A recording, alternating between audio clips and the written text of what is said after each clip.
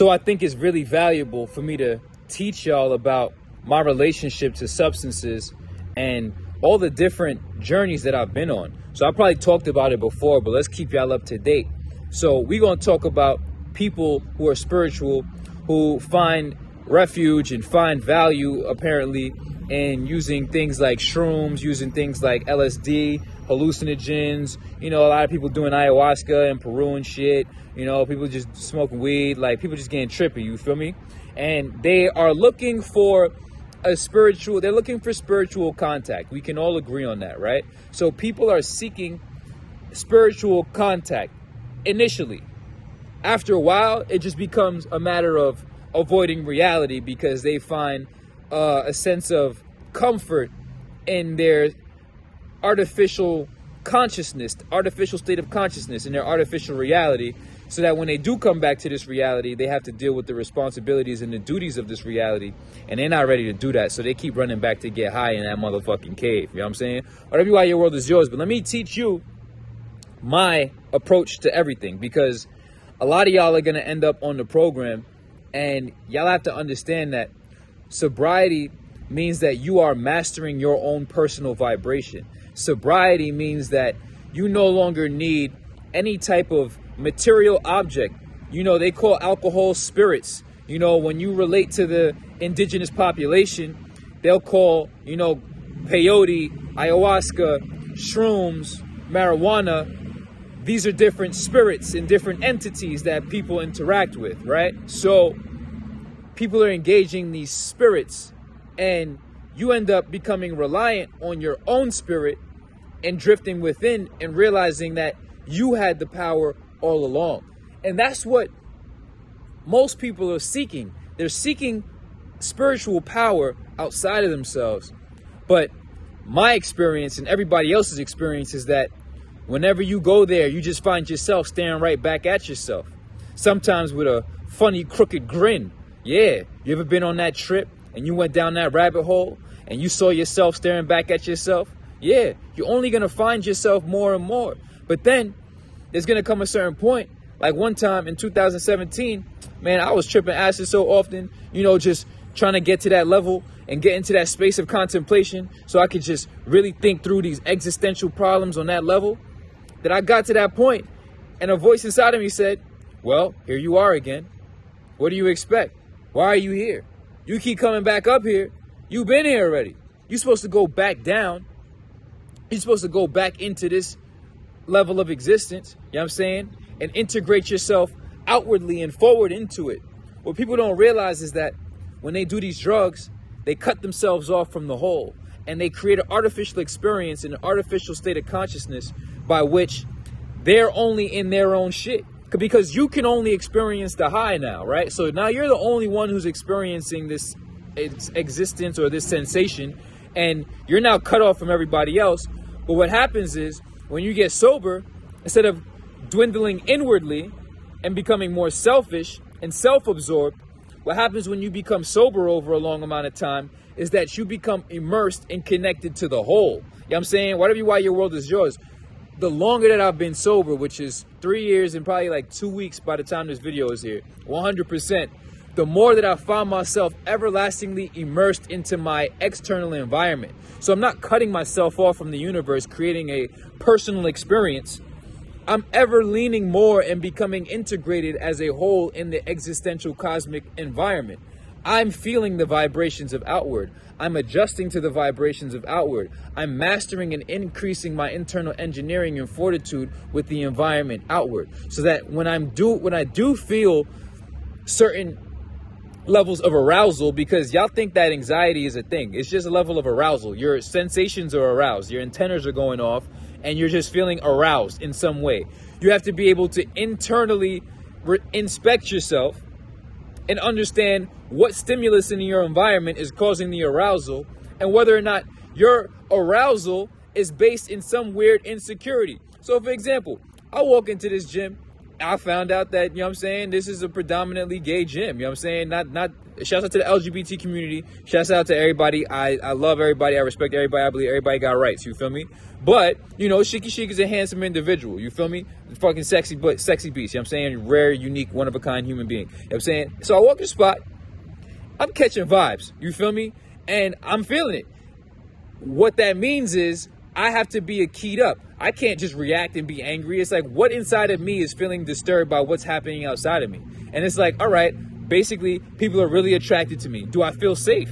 Yeah, I feel relatively safe. You got to play your line. You got to set your boundaries. You feel me? And the thing about setting boundaries is that you can't overextend the boundary and get offensive. You feel me? Because then that's going to draw negative attention and draw conflict. You can't engage on the ego level. But at the same time, you can't drift so within yourself and shrink that motherfuckers start crossing lines. So this is the high level of an individual who's so internally and energetically responsible that over time, I'm just like, all right, why do I feel this arousal? All right, these people are attracted to me. You know what I'm saying? Motherfuckers might try to hit on me. A lot of people are just, you know what I'm saying? It's like that. You feel me?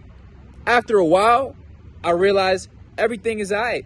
And your frequency and what you're keyed up to is basically what you are. You feel me? So if I'm feeling aroused and I'm feeling hypersensitive to my environment, or if I'm feeling anxious, it's really just understanding what's the underlying insecurity in the situation. And if you're honest enough to yourself, you can observe that. And you can observe yourself in contact with these environmental situations for longer durations enough to make the proper adjustment, instead of running out, or instead of causing conflict with the environment, or instead of running away, or instead of getting high. It's really like this. You know what I'm saying? So now you increase your harmony with your environment through learning. Whatever your world is yours. I did it all. You know what I'm saying? I did every situation, and I did it the right way. I did it with some proper people. You feel me? I remember being in TPs. I might tell a separate story. I remember, you know what I'm saying, being in a lot of situations. Why your world is yours. What I want y'all to understand about these substances is that fundamentally, they're all teachers. You know what I'm saying? And you go to them to learn, to have an experience, to have a moment, right? But eventually, the teacher has to be free, or the student has to take what they learn from the teachers and integrate that into their being. So once you go to the teacher, you learn what you need to learn for as long as you need to learn. But there comes a certain point where there's going to be a voice inside of your head that says, now you're just being afraid to be on your own, right? And now you're afraid to let go of the teacher. And the true testimony of a person who learns from an individual, from a mentor, from a teacher, from an elder, from a wise soul, from an adept, the true mark of the disciplined or the disciplinarian or the student is when the student goes and masters the teaching, independent of the teacher. You feel me? It's just like with parents. Eventually, there's nothing more that they can teach you. You need to go out into the world and apply yourself to existing and surviving and standing and being a personification of the learned experience on your own. A lot of y'all are still afraid to leave y'all parents' crib.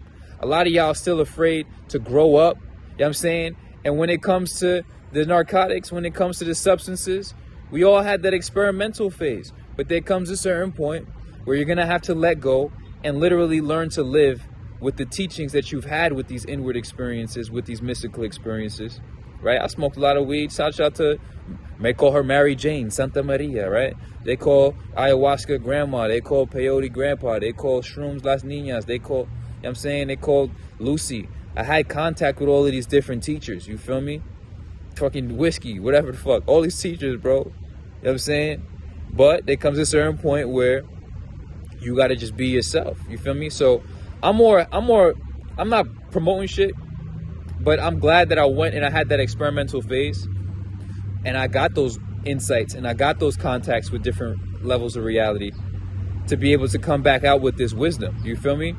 Thing is, I don't recommend it because a lot of people go across that bridge and never make it back.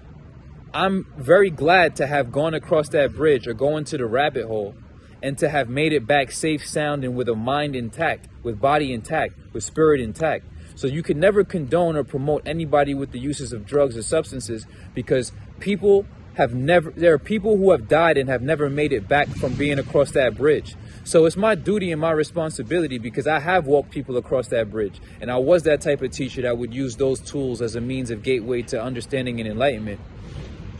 But it's my duty now to bring as many people back across the bridge to personal safety and to self-reliance and to independence and personal mastery as possible. Because we were all born free.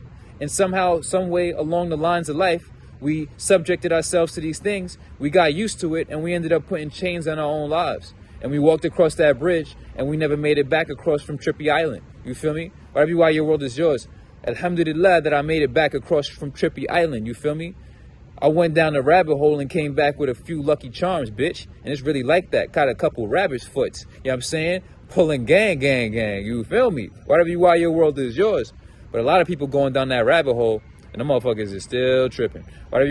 Keep it G. I love y'all. Thing about these substances is that eventually you're going to want to let go. And if you don't, you're going to be 45, 50 years old, still mentally, spiritually, and emotionally immature. Because the mental, the emotional, the spiritual maturity comes through mental, emotional, and spiritual independence. Until then, you're still a dependent. And what's a child to a parent? A dependent. Until you become an independent self-master, you're still going to be a child. Why your world is yours. Consider the vibrations raised. Learn what you need to learn. Don't use this as a means of creating more space between your return back to yourself. The sooner, the fucking better. But eventually, you're going to want to free yourself and master your own personal vibration. Self-mastery is the only success. Evolution is the only solution. Discipline is the only freedom. And discipline is the only self-love. I hope y'all really understand the layers to who Sheikhy Chic really is. The individual behind this black skin, these gold teeth, this specific voice, the individual that's within this vessel. I hope you understand what they're really trying to do for you. Why your world is yours. Let's just keep it rocking.